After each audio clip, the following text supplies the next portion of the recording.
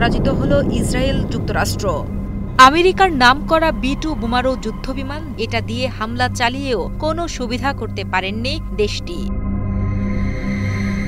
12 দিন ধরে চলা ইরান ইসরায়েল যুদ্ধবিরতির পরই গোপনীয়তা ভেঙে যেন সবাইকে চমকে দিয়ে খামেনি সামনে এসে মার্কিন যুক্তরাষ্ট্রকে হুঁশিয়ারি দিয়ে জানান, পরমাণু ইস্যুতে ইরান কখনোই মাথা নত করবে না।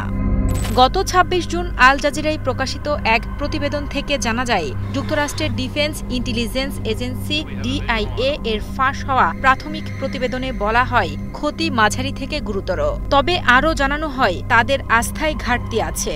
অথচ ট্রাম্পের দাবি ইরানের পারমাণবিক স্থাপনাগুলোর সবকিছু নিশ্চিহ্ন হয়ে গেছে।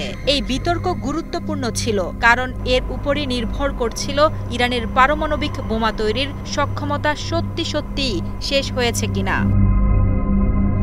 ইসরায়েল তা বরাবরই ইরানকে পারমাণবিক বোমা তৈরির অভিযোগে অভিযুক্ত করে আসছে, আর ইরান বলছে তাদের কর্মসূচি শান্তিপূর্ণ। যদিও আমেরিকার গোয়েন্দা সংস্থাগুলো জানায় ইরান পারমাণবিক বোমা বানাচ্ছে না, তবুও ট্রাম্পের দাবি ছিল ভিন্ন।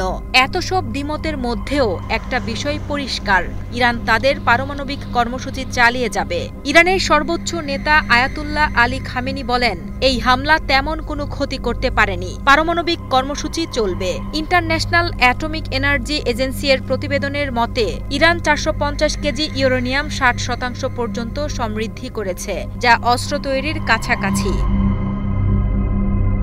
যুক্তরাষ্ট্রের সেন্ট্রাল ইন্টেলিজেন্স এজেন্সি CIA এর পরিচালক জন ব্ল্যাডকিফ বলেন, ইরানের কয়েকটি পারমাণবিক স্থাপনা ধ্বংস হয়ে গেছে এবং এগুলো তৈরি করতে কয়েক বছর লাগবে। কিন্তু DIA এবং CIA এর এই মতবিরোধ নতুন নয়। 2003 সালেও সাদ্দামের অস্ত্র নিয়ে তাদের মধ্যে মতপার্থক্য ছিল। ট্রাম্পের জাতীয় গোয়েন্দা পরিচালক তুলসী গাবার্ডো প্রেসিডেন্টের মতের পক্ষেই কথা বললেন, যদিও আগে তার বক্তব্য ভিন্ন ছিল। IAEA প্রধান রাফেল গ্রোসি বলেন, ধ্বংস শব্দটা বেশি, তবে ব্যাপক ক্ষতি হয়েছে। একই সুরে কথা বলেন ইসরায়েলের আণবিক শক্তি কমিশন এবং মার্কিন পররাষ্ট্রমন্ত্রী মার্কো রুবিও। 2015 সালের joint comprehensive plan of action JCPA চুক্তি, যেটি 2018 সালের একতরফাভাবে ট্রাম্প বাতিল করেছিলেন, সেটি ছিল ইরানের পারমাণবিক কর্মসূচি নিয়ন্ত্রণের একমাত্র চুক্তি। এই চুক্তির আওতায় ইরানকে শান্তিপূর্ণভাবে ইউরেনিয়াম সমৃদ্ধি করার অনুমতি দেওয়া হয়েছিল। ট্রাম্প বলেছিলেন তিনি এই চুক্তিতে ফিরবেন না, তবে নতুন কোনো চুক্তির সম্ভাবনা উড়িয়ে দেননি। তবে ইরানের গার্ডিয়ান কাউন্সিল IA এর সাথে সহযোগিতা স্থগিত করার বিল অনুমোদন করেছে, যা জাতিসংঘের তদারকি গ্রহণের অনীহা প্রকাশ করে। ট্রাম্প চাচ্ছেন ইরান যেন পারমাণবিক কর্মসূচি পুরোপুরি বন্ধ করে দেয়, আর ইঙ্গিত দিয়েছেন যদি ইরান তা না মানে তবে যুক্তরাষ্ট্র বা ইসরায়েল আবারও হামলা করবে।